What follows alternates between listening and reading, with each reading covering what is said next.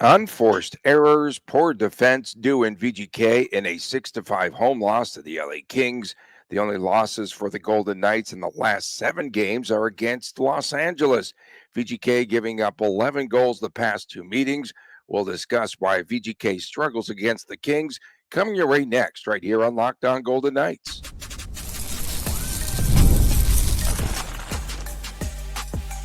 Your Locked On Golden Knights, your daily podcast on the Vegas Golden Knights, part of the Locked On Podcast Network, your team every day. Hi again, everyone. The start of a new week. Tony Cardasco, longtime sportscaster and marketing consultant, along with Chris Kolick, collectibles editor for the Hockey News and owner of Silver State Cards and Sports. Thanks for making us your first listen each and every day. Make sure to subscribe to our Locked On Golden Knights YouTube channel. And today, we are going to also be recapping the VGK Penguins game. And that was on Friday night over the weekend. Seems like a long time ago. And we'll talk about VGK's lack of movement at the trade deadline.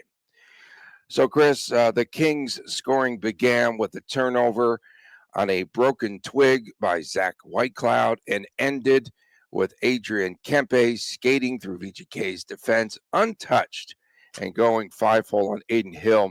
The first two that the Kings scored, first time, I should say, that the Kings scored more than 3 goals since they last beat VGK in Los Angeles. Do the Kings have the Golden Knights number?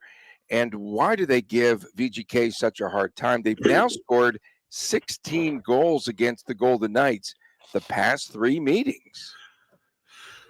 It's a good question. This game in particular, I don't know if the opponent would have mattered at all. I think regardless of who VGK played on Sunday, the result would have been similar. Coach Cassidy said the worst puck management of the entire year.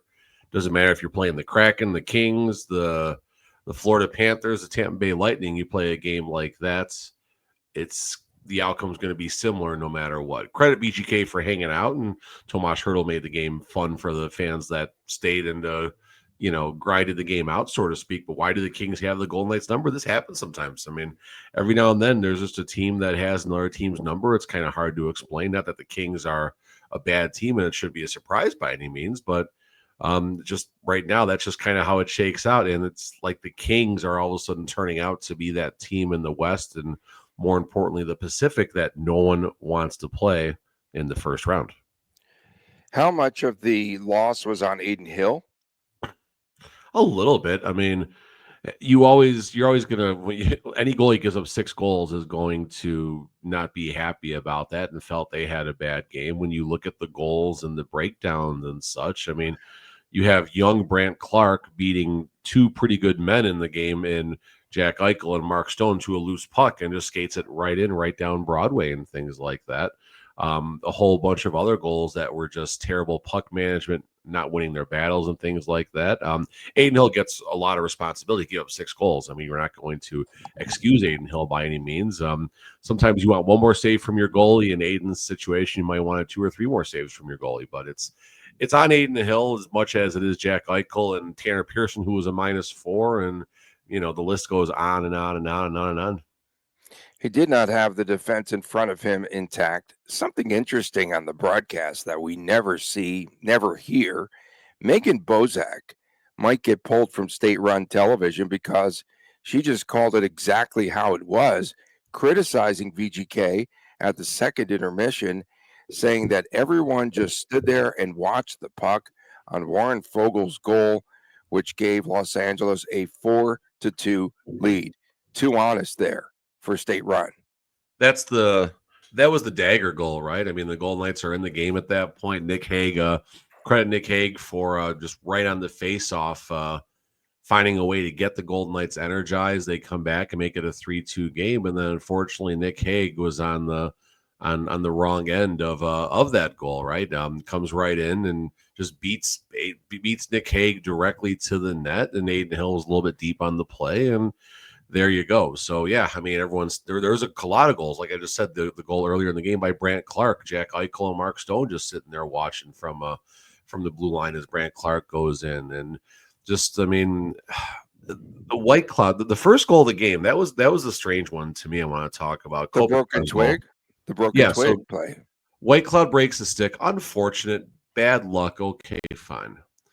If you look where White Cloud is standing on the Kopitar goal, he is standing to the right of the slot. So you got Kopitar all by himself, and Zach Whitecloud, instead of boxing out, is to the right. Now, I get it. A lot of times you let the goalie fend for himself in a circumstance like that. The Golden Knights have chosen to do that for better parts of the last 8 seasons now. It's just kind of how a lot of teams do it.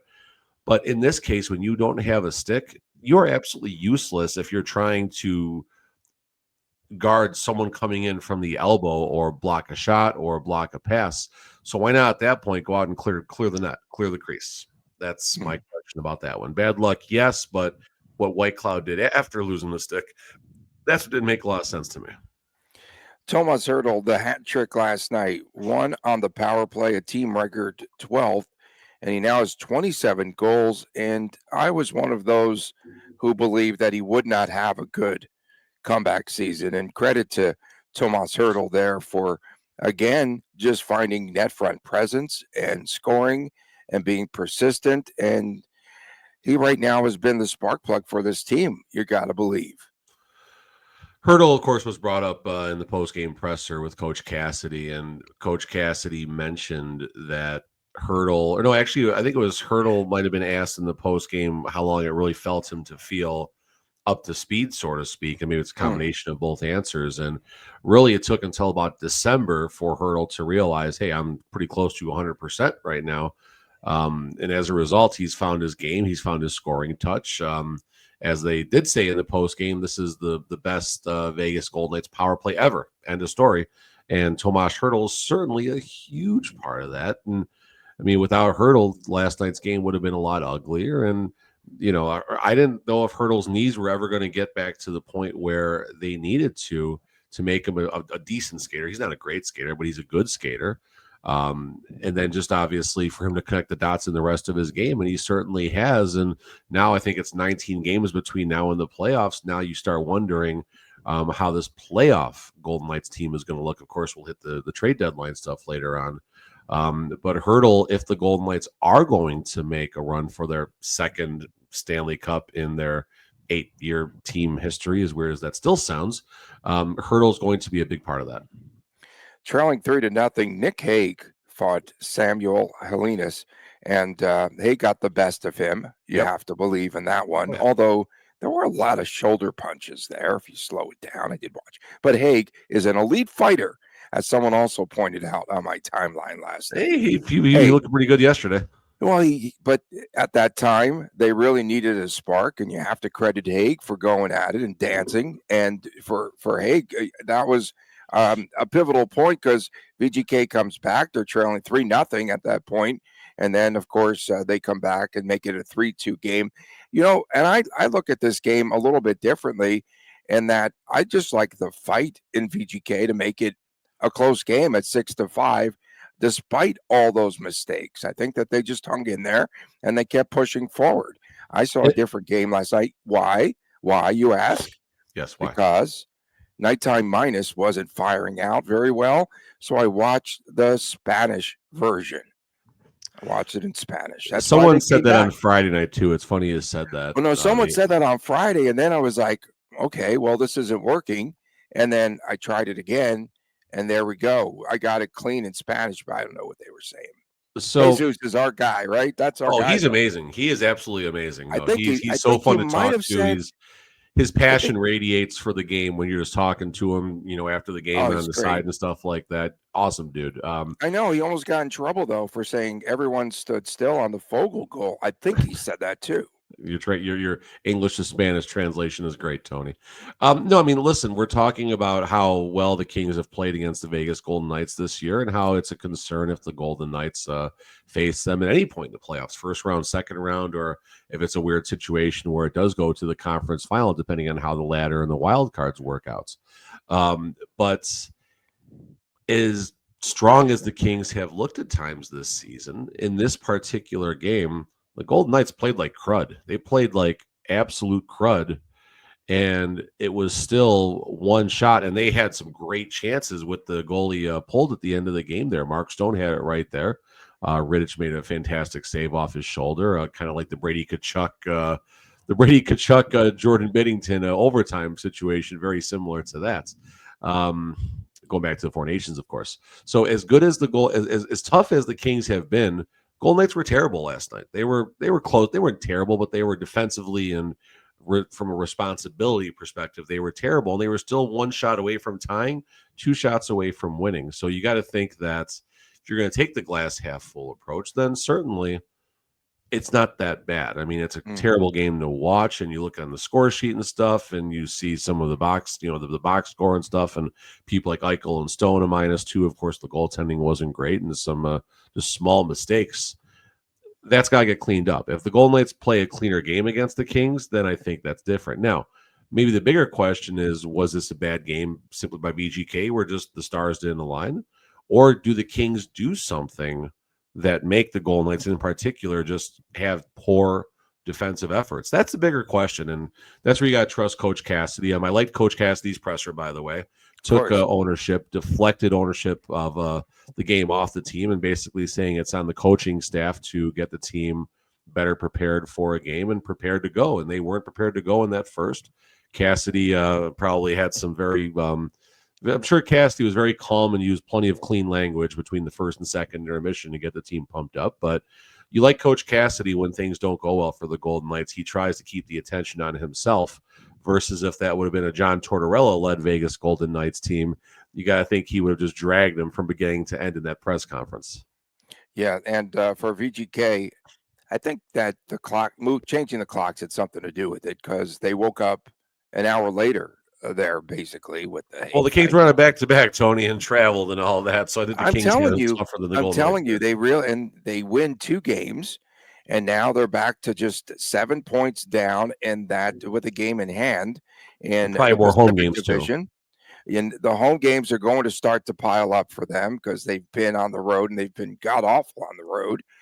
So credit the Kings because going into that third period, Cassidy was in the locker room going, guys, boys. They don't say guys.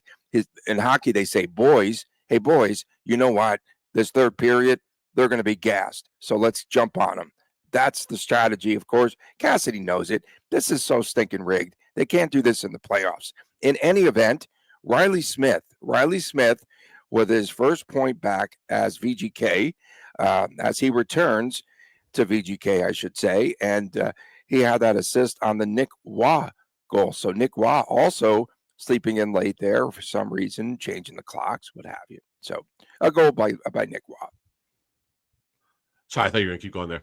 No, I mean, listen, that Nick Waugh goal was very interesting, right? Just kind of drives the net, little backhand, and it crossed it wasn't even an entire puck length that it crossed the line. The entire puck crossed, but it was a matter of inches after, maybe inch after that, and credit the official for being there. Of course, you got replay that would have assisted, but good to see Reilly Smith. And, we'll talk more about the Penguins game, of course, but it's a buzz. It's pretty cool having Reilly Smith back in T-Mobile Arena. It's of course we'll see as time goes on his influence on the team and how he helps the team. Right now he's been in a little more of a complimentary role, kind of down that fourth line and such, and that's going to change, I think, sometime this week when William Karlsson comes back.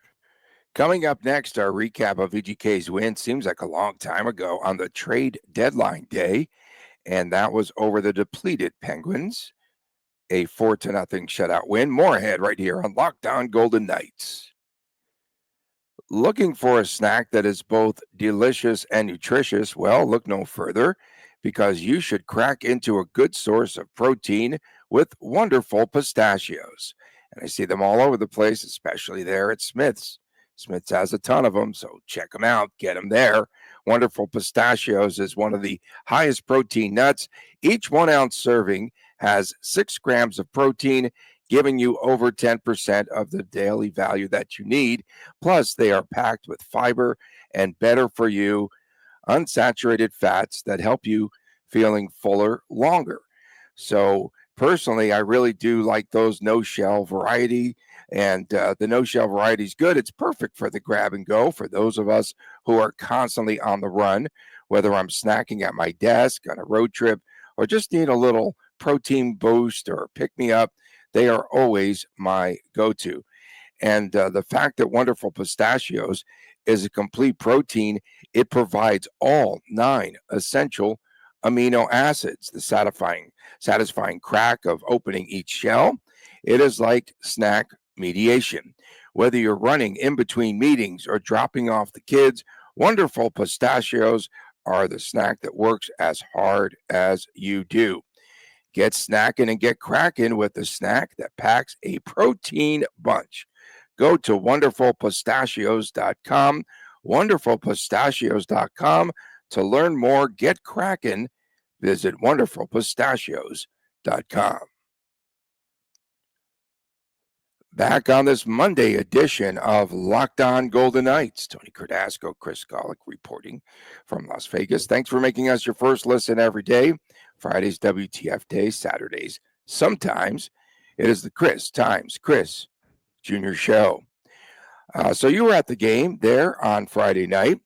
VGK defeats Pittsburgh 4-0 at the T-Mobile Barn.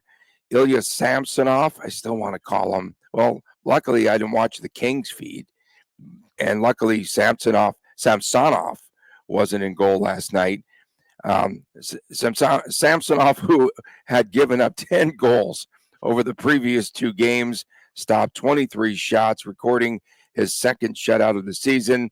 The game marked by the return, as you mentioned, to the Golden Knights of Reilly Smith, who started in the opening lineup on the top line. And that was electric. It looked really electric as I was watching that on TV.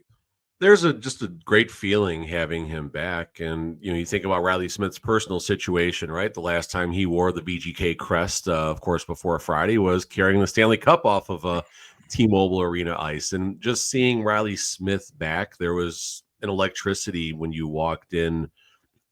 Even when you're outside, just people talking about Reilly Smith and everything. Then you walk in, everyone you talk to, Reilly Smith is the first name that gets brought up. And, of course, the players skate out for warm-ups. Reilly Smith is the first player highlighted, and the crowd just goes nuts. Of course, like you said, it was nice to see. I was nervous if it made sense that Reilly Smith was going to start this game one way or the other, right? And he was, of course, on the 4th line. And the second they announced Eichel's name, me and my son Chris, we looked at each other, we're like, oh, no, this really isn't going to happen. And then there was a dramatic pause and a build-up. And then, of course, Reilly Smith was the second name announced after Jack Eichel. And the place just, of course, went nuts. But even deeper than that, every time Reilly Smith had the puck in like the first 5, 6, 7 minutes of the game, the crowd was just going nuts. And it was cool. It was a lot of fun. It just reminded you back of a better time when the Golden Knights won the Stanley Cup in the 2022-23 season, because, of course, Reilly Smith's name is ceremonious with the Stanley Cup in this town. So good acquisition. Of course, we'll hit the trade deadline more, but that's just kind of a quick rundown on what's like having Reilly Smith back in Southern Nevada. And there were chants, too. They were chanting Reilly. Pre-game, during the game, he even got – Reilly Smith became he set a Vegas Golden Knights record, being the only Golden Knights player to get 2 welcome back tribute videos. Oh, nice. Do you think they'll have a welcome back tribute video in Pittsburgh on Tuesday night for him too? It's funny. Reilly Smith made a comment locally and basically talking about how happy he is to be back. And he said he feels like he was recognized more in his first hour and a half of in Vegas versus the last year and a half with Pittsburgh and the New York Rangers. So he's certainly he's campaigning to finish his career here right now, and he's hopefully going to have a good finish to the season. And the Golden Knights and Reilly Smith hopefully can come to terms on some type of like 3x3 level extension, something like that. And no, really? You think he's going to stay now? Okay. Why wouldn't the Golden Knights want to keep him here, number one? And why would he want to stay, number 2?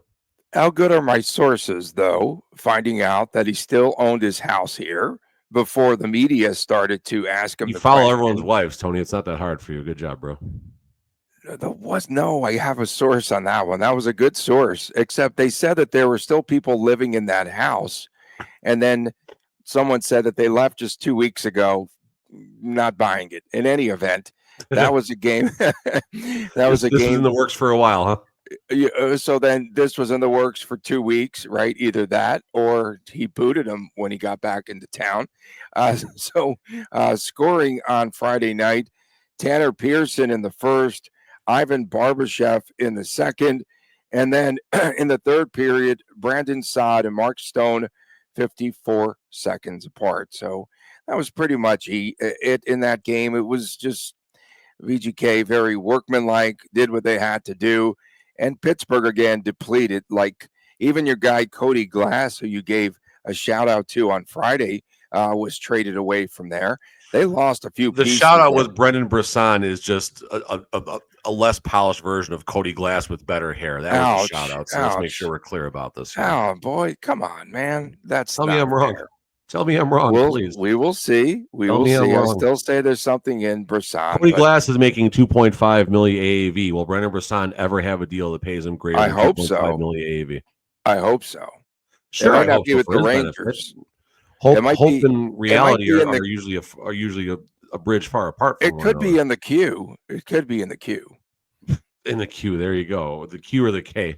No, I mean, listen, the Friday game, the first period was terrible. I want to be clear about this. The first period was absolutely terrible. Both teams, terrible puck management, very reminiscent of actually the Sunday game against the LA Kings. But it felt like a early regular season game, maybe like game number 6 after the season's kind of going and the initial buzz of, hey, it's new season is over and just kind of getting through it, or even that preseason kind of dress rehearsal game where you do get most of the regular players out there and they're trying to find their way and such. Terrible puck management, passing was bad, game was choppy, just not a lot of flow early. And then, of course, the Golden Knights got a heck of a lot better as that game went on and played a good enough game. Of course, you shut out the Pittsburgh Penguins. That's you shut out any team. That's a good thing in the National Hockey League. And Pittsburgh's bad, yes, but they had chances, and Samsonov was good, is what I'm ultimately trying to say here right now. Samsonov had a very good game, and it was a necessary confidence builder. And I say confidence builder because, well, Adin Hill just gave up 6 goals.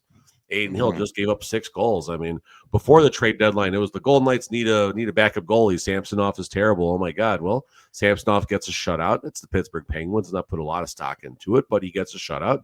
And the next game, Adin Hill gives up a 6th spot. So you wonder who's going to go Tuesday against Pittsburgh. I got to think it's going to be Samsonov given the travel and everything. And this is a tough turnaround, right? Maybe tomorrow we'll talk about how many points we think will come on this road trip, or this week, I should say. Actually, it's all this week. So, yeah. And then the Penguins actually put things together on Sunday, and they won in Minnesota. So no telling what to expect there. It's crazy. It's Coming up, National Hockey League. Good luck figuring right. it. The college football, you can't handicap it. Coming up next, Kelly McCrimmon kept his word.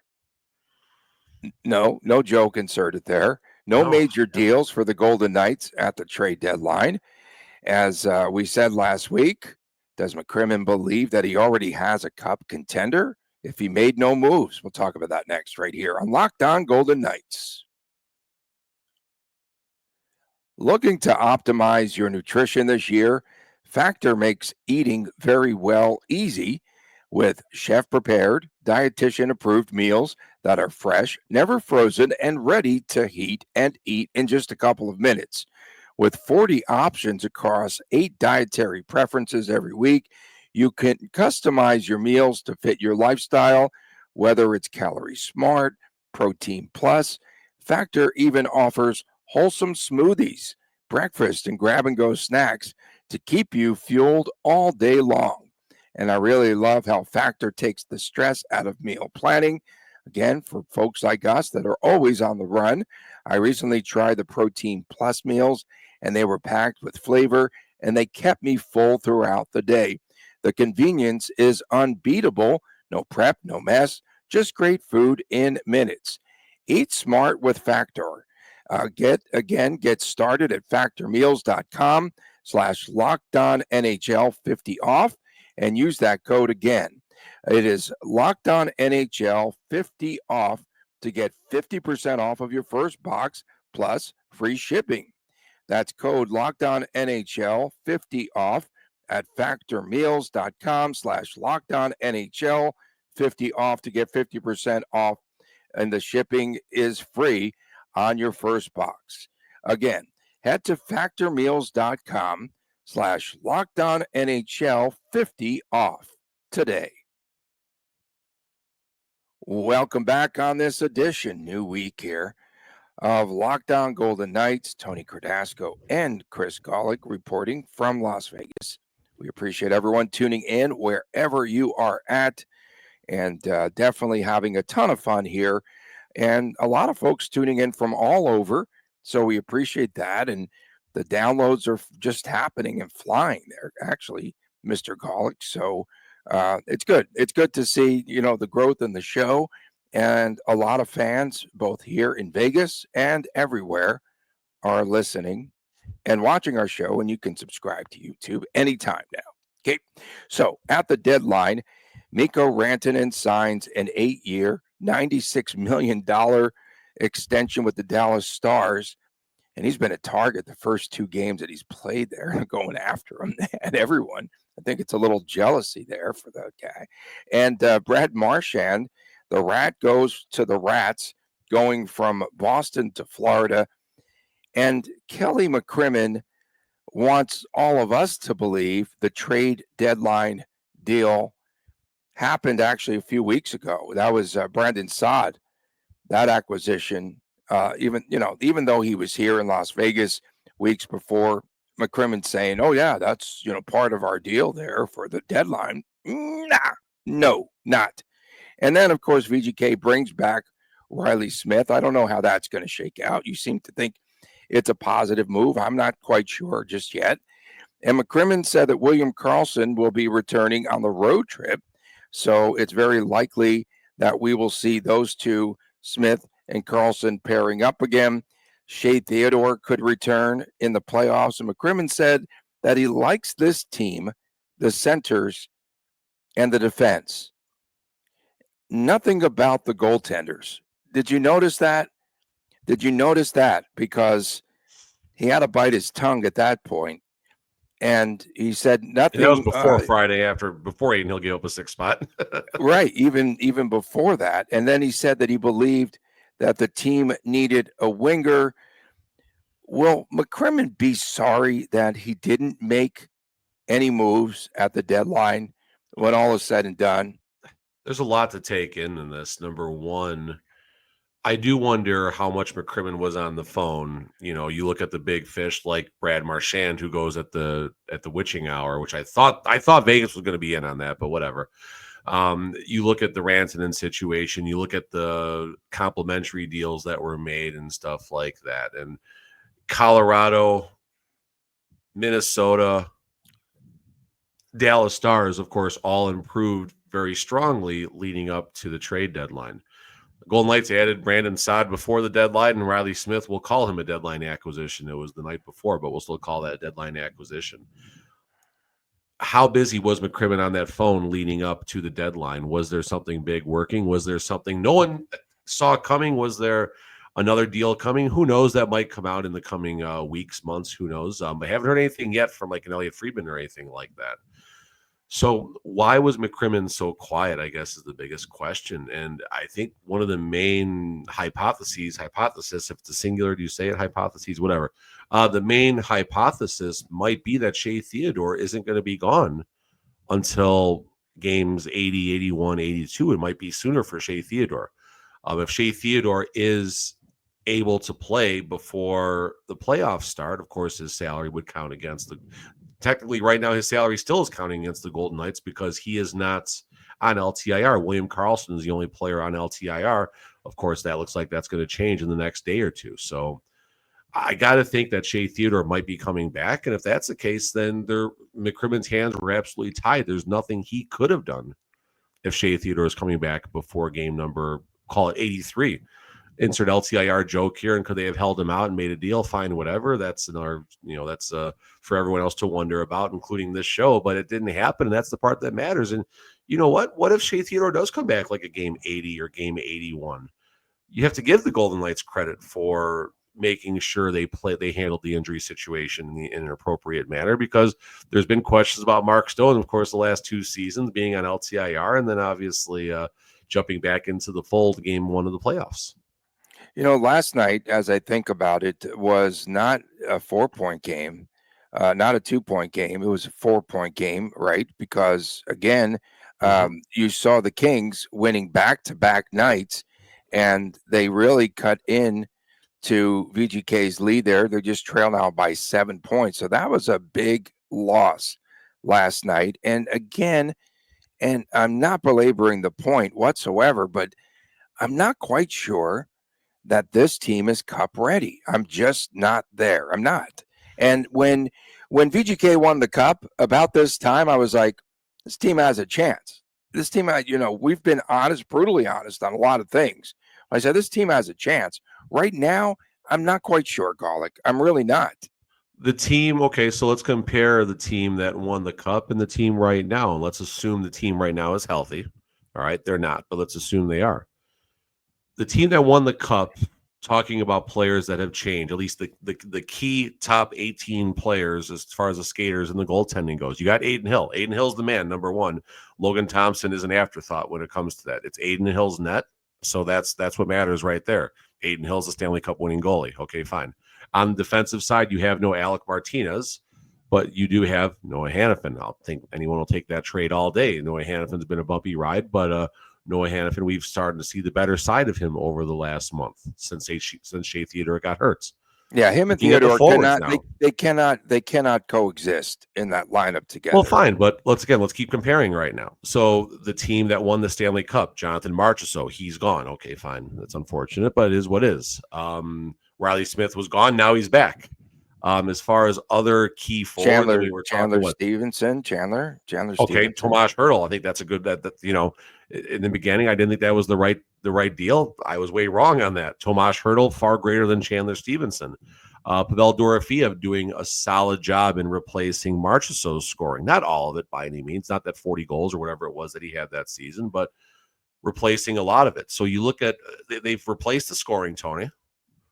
The defense on paper is still pretty good, although not playing as well. I don't know what the year-over-year stats would be from, or 2 year-over-year stats would be from that team. But when you look at these teams on paper, Tony, I think this team is just as good or better. No, they played a lot better then, and they were just doing. Yes, I'm with you. They played better. I said on paper.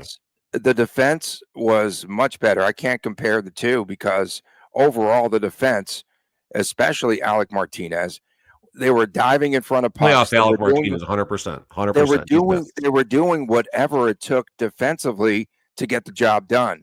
They were better defensively. They were more cohesive, if you will.